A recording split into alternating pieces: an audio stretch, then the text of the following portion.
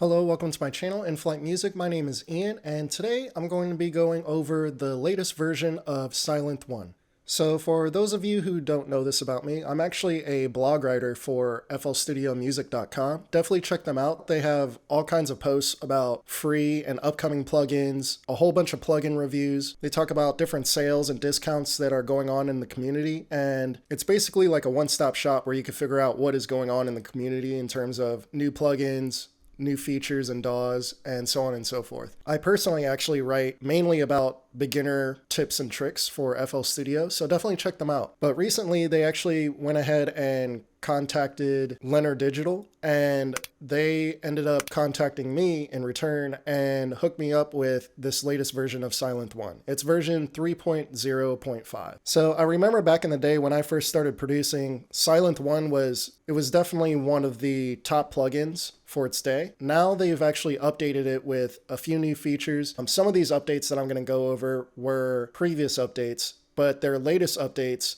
have some features that might be interesting to people that are looking for a plugin that's very low on CPU, but still produces a very modern sound. It first popped up on my radar due to the fact that it was considering itself as a virtual analog synth. So that name in itself sounded really interesting to me. And basically the way that they achieve this is by adding saturation as you drive the signal with this drive knob into their filters. So back then they were really known for having some really nice filters that were able to beef up a signal and make it sound nice, warm, and fat, as opposed to some of the other virtual synths that were out there that were really cold and stale. Some people use the word sterile. Some people even use that word to describe Serum, which is another really powerful synth. But Serum and Sylenth are two completely different synths. Sylenth1 is a subtractive synthesizer. Serum is a wavetable synthesizer. So two very different sounds, two very different uses. Not to mention that CPU usage in Serum is many times higher compared to something like Sylenth1, but that also depends on your computer setup. Now, one of the first updates that I heard about a while ago was the fact that now you can actually click in these waveform areas and choose your waveforms. So before you had to actually scroll through,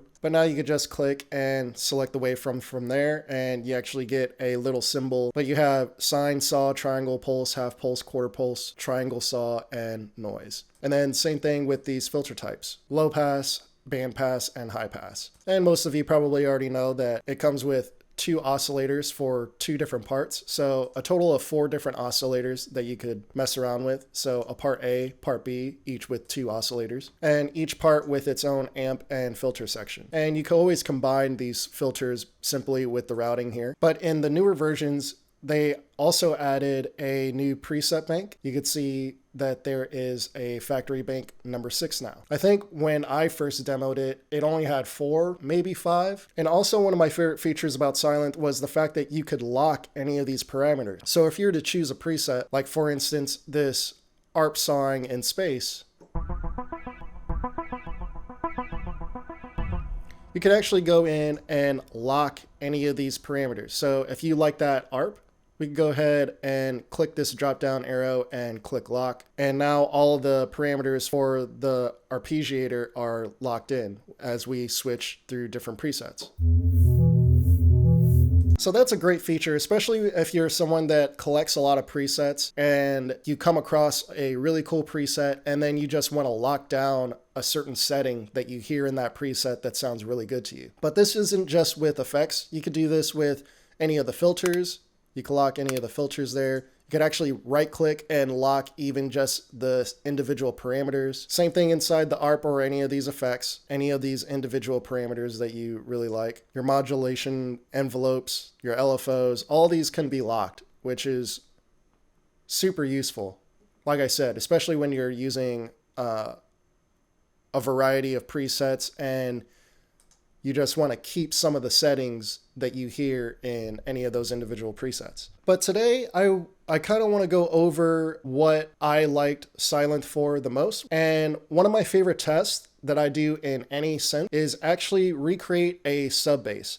but not just a regular sub bass, but like a synth bass, or some people would like to call it a respace, which is based off of a saw wave, and that gets filtered down with the cutoff when a low pass is selected, and it creates those synth basses that you hear in a lot of OVO tracks back in the day, a lot of R&B tracks, so on and so forth. The Weeknd, he has a lot of tracks with these type of synth basses in it, so on and so forth. But recently, CashMoneyAP actually made a certain synth bass pretty famous, which is the CC Retail bass. And he's not the one that made it, but it was actually made by Countach from Internet Money. He actually goes by the name Boy Band now. Definitely check him out. Check out Internet Money. Check out CashMoneyAP. They all do great work, so definitely check out their channels. But basically what I want to go through is see if I can make a synth bass that is even better than the CC Retail bass. Now, right off the bat, that CC Retail bass is a sample. So the bad thing about samples is as you play the notes, as you go up, the sample actually decreases in length. So depending on how high you play the note, the cycles actually spin even faster and faster. So you get a slightly different sound versus creating a synth bass inside of a synth, because inside of the synth, that cycle will stay consistent as you play the notes up. But the good thing about the CC Retail bass, it actually has a really long sample length. You usually don't run into the problem of the sample being too short as you play the higher notes. And some of you might be wondering what that actually sounds like. And shamefully, I actually sampled that bass from a live stream from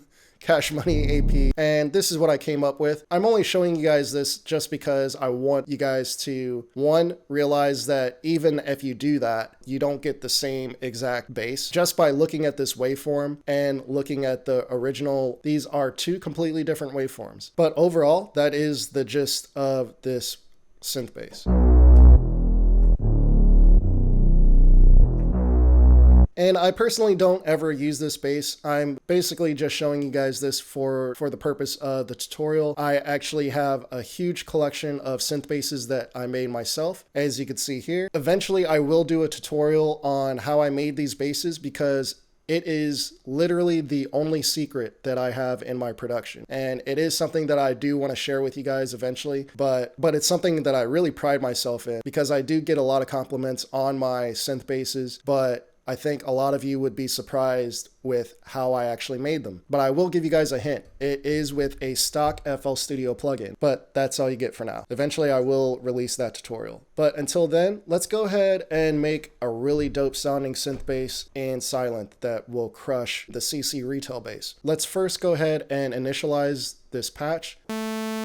That's our starting sound. So the first thing that we need to do is decrease this by an octave, at least one octave.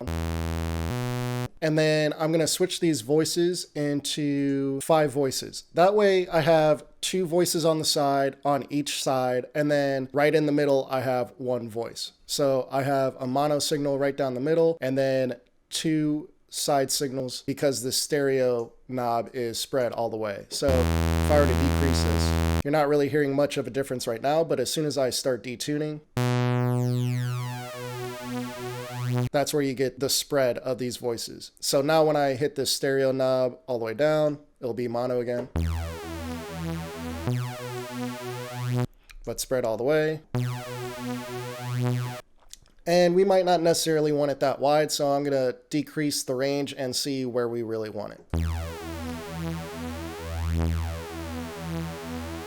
Right there sounds about right. So another thing that I like to do is increase the release just a little bit so that it doesn't end so abruptly. There we go. And now I want to move on to the second oscillator. And I'm going to pitch this down 2 octaves. And I'm going to keep this as a sine wave. So this is something that some people might not show you. They might just use one oscillator and pitch this down 2 octaves. But I like to use both oscillators, and sometimes I like to even use part B. And we will get into that in this tutorial. Let's change this voice to 1. Huge difference already. So now we want to just to be safe, just change this stereo spread all the way down to mono. It shouldn't make any difference at all. And then also I want to keep this re-trigger on. That way this sine wave cycles through the same exact way every time I hit the note. With this oscillator, however, I want this re-trigger off. That way I get a different signal every time I mess with this saw wave, which creates more of a random sound. Versus you can hear that abrupt start every single time I hit that note. Versus it's a lot smoother, and that's because it's randomizing where it starts in the waveform. I'm just now realizing this is my first sound design tutorial for you guys. Like I said, this is the sound that I test out in every synth before I decide that it's good or not, because it tests so many different features in terms of the sound quality. Of course, there's other features like modulation also plays a huge factor. At the end of the day, I'm more concerned about the sound quality of its oscillators and filters. So now let's get into the cool part, which is the filter section. We're going to go ahead and leave this input on A, and then we're going to switch this filter type to low pass. So already you might recognize where we're going with this sound. Right now, let's go ahead and play the CC retail bass that I sampled. And right now the retail bass is kicking Sylenth's butt, but that won't be the case once I get done with this thing. So let's go ahead and switch the voicing type, and let's switch it to mono legato and add some slide information as we move from one pitch to the next. Let's increase it a little bit more. That's about where we want it.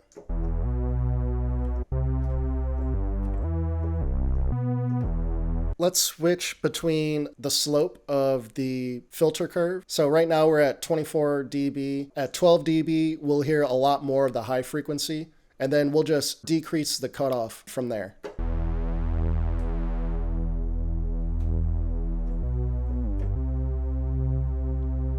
Versus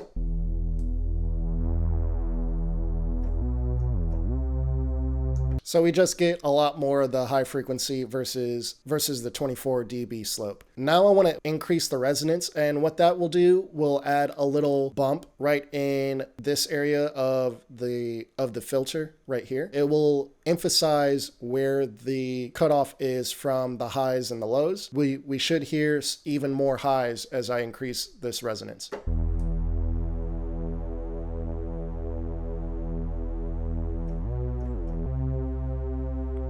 We'll keep that right there. And then now here's the great feature about this filter, and it's this drive knob. So as we increase this, we actually get more saturation within our signal.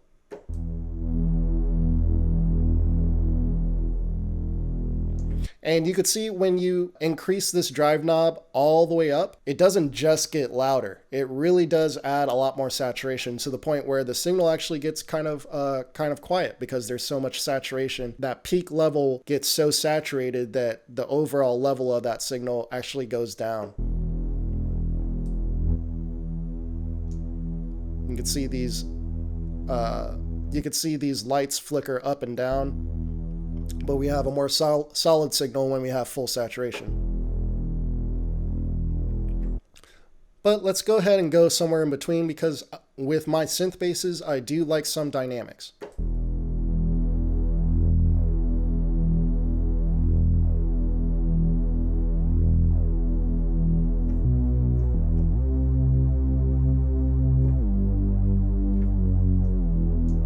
So now you'll notice that there's this additional filter control down below. So what we might do here is increase this cutoff, bring in some more brightness, and then use this overall filter control with this warm drive and kind of warm up the signal with this second filter. So let's test that out.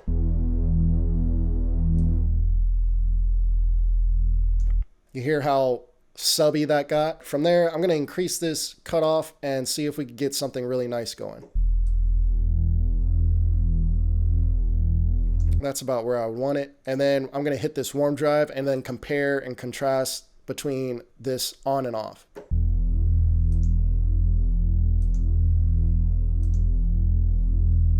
And sure enough, it does add some saturation, or it feels a little warmer. I'm going to increase this resonance knob and see if we could get some more brightness, or I shouldn't say bright, but just some higher harmonics poking through.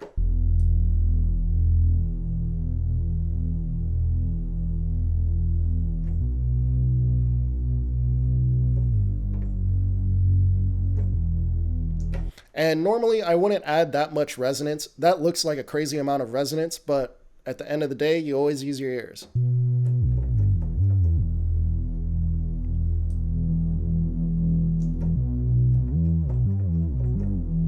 And I want to increase this portamento a little bit, legato I should say.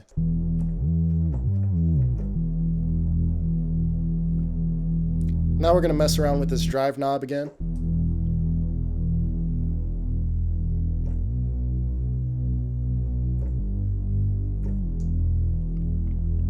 All right, so now we have the basis of our bass. Let me turn this up a little bit.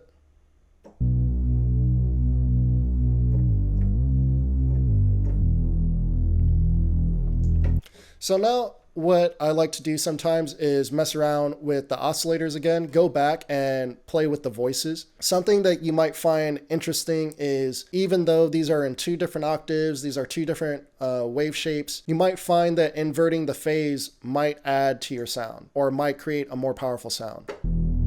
So I'm just going to invert one of these and see what we come up with.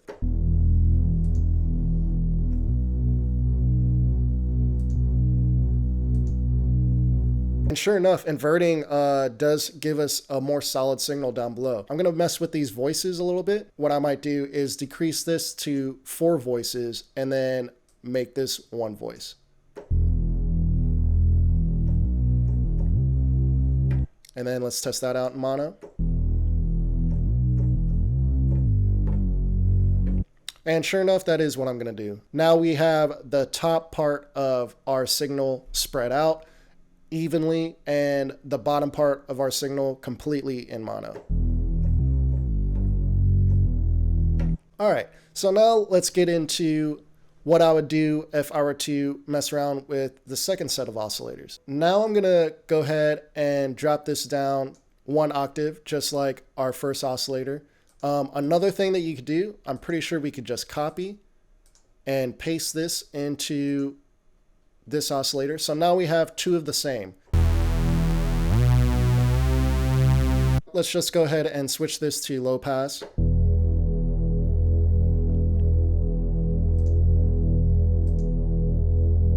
I'm going to switch this over to part A and part B as well.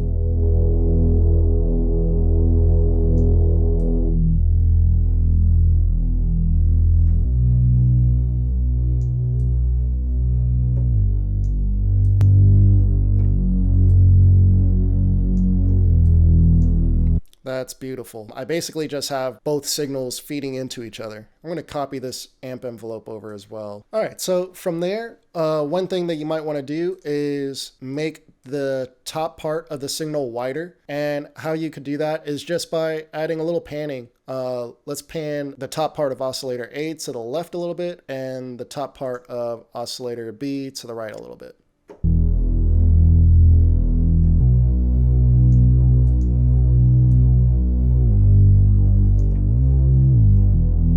And let's test the mono compatibility.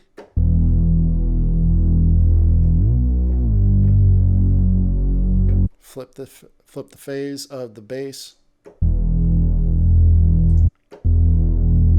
Better with it inverted. Might be a little too wide. I'm going to decrease the stereo width of each one.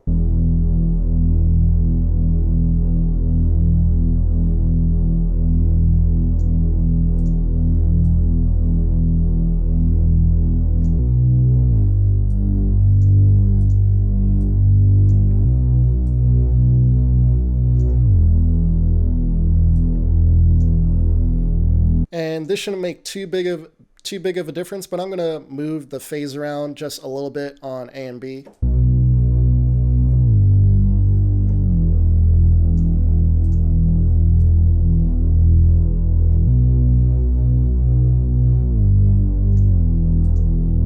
That way I know for sure they're not starting in the exact same spot.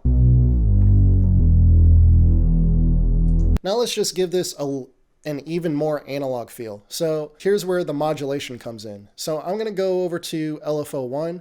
I'm going to click the wave shape and switch this over to random. And we're gonna link this over to pitch A and pitch B. Actually, better yet, I'm gonna link this over to pitch A, and then I'm gonna create a second LFO for pitch B with the random waveform as well. That way I have two different LFOs affecting the pitch of both, so we get even more randomization. So let's go ahead and increase the gain here so it's actually doing something. And then this will increase or decrease the amount of change in the pitch. If you go crazy with it, you can really hear it. But let's just keep that down.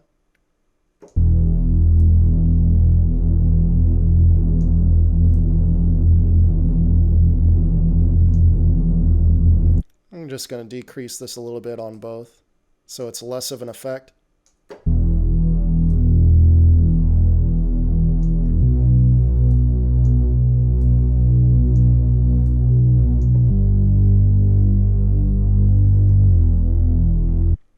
And let's increase the rate a little bit.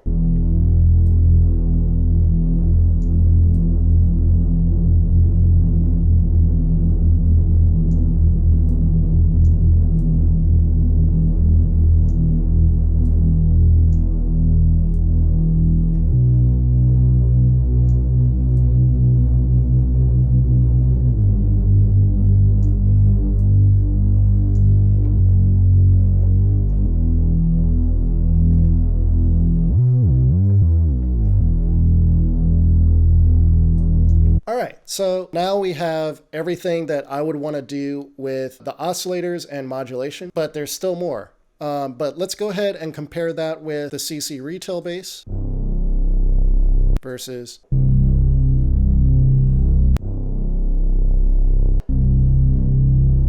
now already I think we have a clear winner right there. And not to mention, now you have full control over the keyboard and you don't have to worry about the sample going out. All right, so from here, now we can really make this different. So let me go ahead and save this. From here, I would recommend saving this preset and then using this as your starting point whenever you're trying to make a new synth bass, sub bass, whatever you want to call it.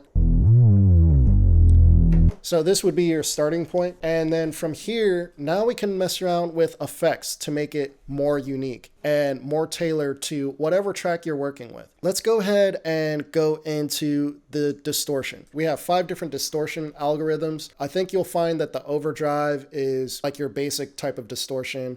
Foldback gets pretty aggressive. These basically get more aggressive as you go down the line. So right now we have the signal all the way up to wet. And let's just mess with these amounts. All these amounts matter. You'll get different qualities, different tones of your distortion. So don't be afraid to turn this all the way up or have it just incrementally up by like 1 spot. You'll get some pretty interesting tones.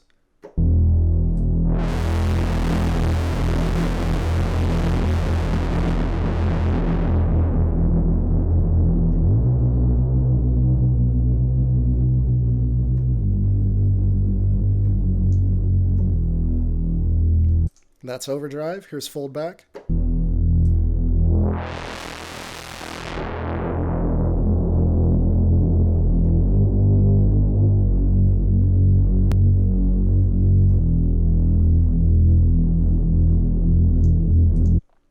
Clip.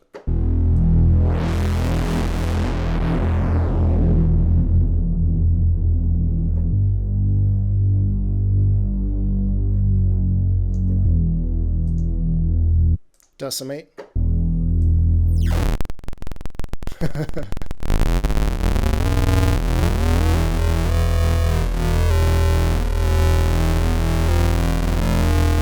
Let's mess with the wet dry signal on that one.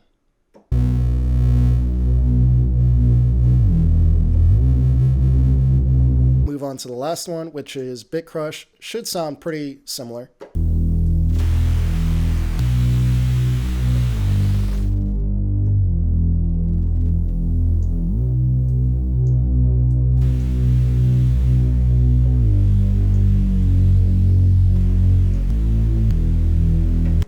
So yeah, probably my favorites for these synth basses are anywhere from overdrive to clip. So we're going to keep it subtle for this example. Here's without it, with it. Probably don't want to mess around with the phaser. I do tend to like chorus sometimes on my synth basses. Specifically with this dual mode, here's with it off, on. Let's change the width.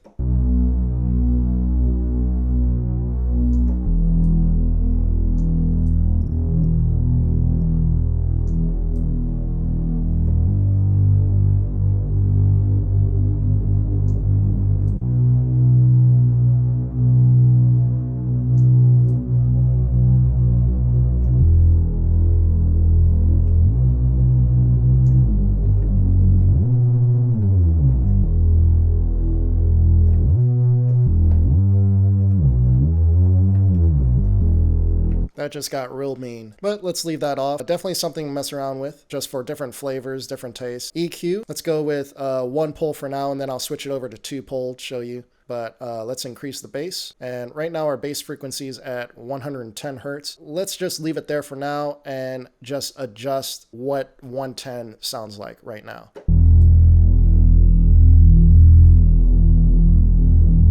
Okay, let's lower that down.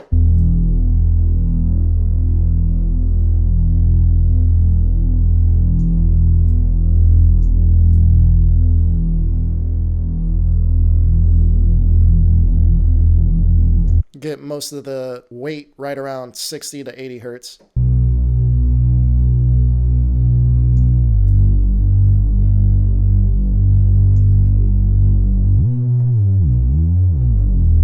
And let's do the same with the treble. Set about 4,000 kilohertz.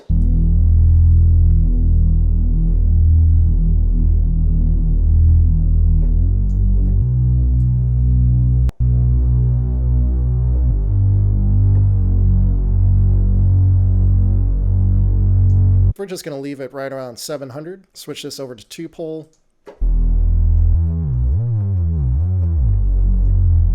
Just increases those slopes on both of these frequencies. Just going to leave it on 1 pole. What I would recommend if you're using 2 poles, start with the 2 pole first and then adjust all these knobs, but we're just going to leave it on 1 pole. Definitely no delay, definitely no reverb. Let's mess around with compression. Some of you already know that I don't use compression for mixing really, unless you're mixing a recorded instrument or something that is overly dynamic, but it's really rare that I have anything like that because I work mainly inside of the box with synths, virtual synths and virtual instruments. So I'm usually able to control the dynamics right inside of the synth itself, and also with velocity control inside of the piano roll. We're going to mess around with compression for tone and coloration. This isn't really a mixing tool the way that I'm about to use it right now. It's more of a sound design tool.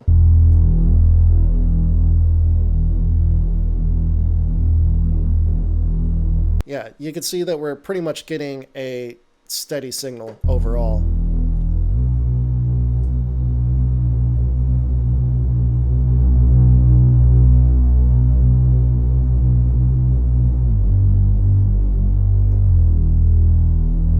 And you could see that when we do hit the red here, pretty sure that, I mean, you could just use your ears. You could hear that we're getting some extra saturation. It's not creating that nasty digital clipping that you would hear. It's just pushing the signal into more saturation. Now let's bring in the compressor and try and add some more coloration to it.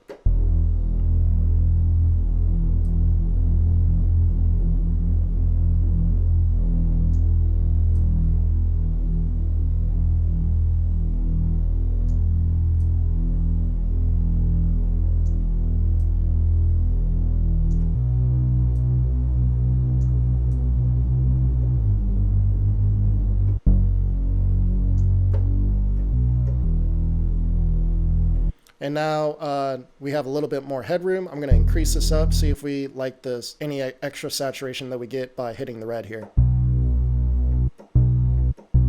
I guess you could go into miscellaneous, go into velocity, go to volume A and B, turn this all the way up, and the velocity should stay consistent now. And sure enough, it does stay consistent. There isn't like a direct velocity control, but you can modulate it by going into miscellaneous, source, velocity, and then adding the velocity to volume A and B, turning this all the way up, and now you have consistent velocity no matter how hard or how soft you hit the notes. And that's what you want for your basses. So that probably should have been step one. Compressor and see if we want to change anything.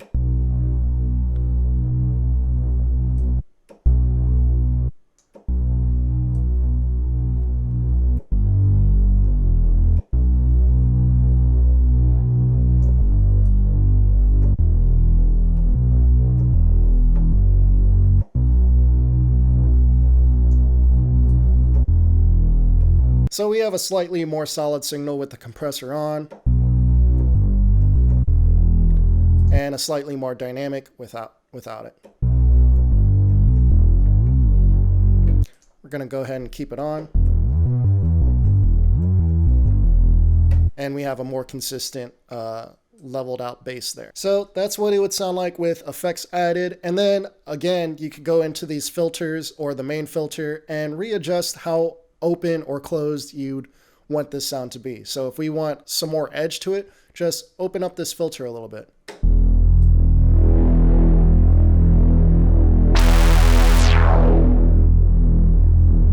And I could tell you right now, this CC retail won't hold up to that.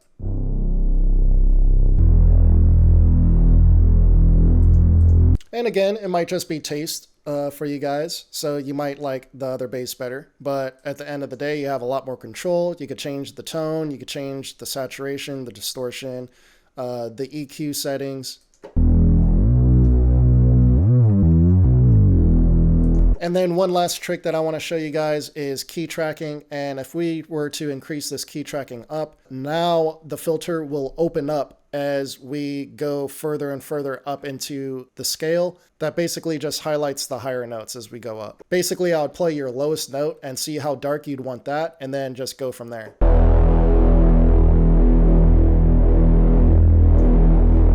And then you could always adjust the cutoff as well.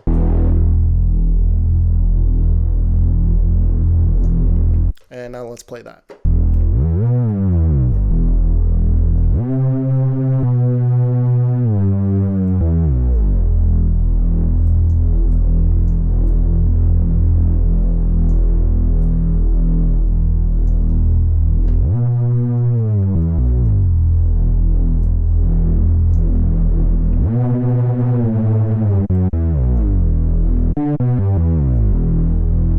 And then with it all the way off.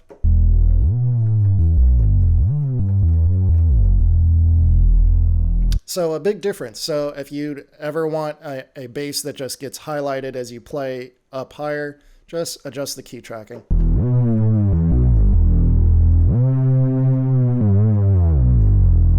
I'm sure you guys could think of all kinds of uses for that. At the end of the day, I hope that this highlighted the power of Sylenth, and hopefully that gives you ideas on how to create sub basses, synth basses inside of whatever plugin that you have, because these techniques aren't restricted to only Sylenth1. You could use these same techniques, these same guidelines in whatever synth that you have, as long as it has these parameters, which most plugins will have all the modulations that we used and then some. So yeah, if you like the video, give me a thumbs up, leave me a comment down below if you have any questions, and subscribe if you haven't already. And I'll see you guys in the next one. Peace.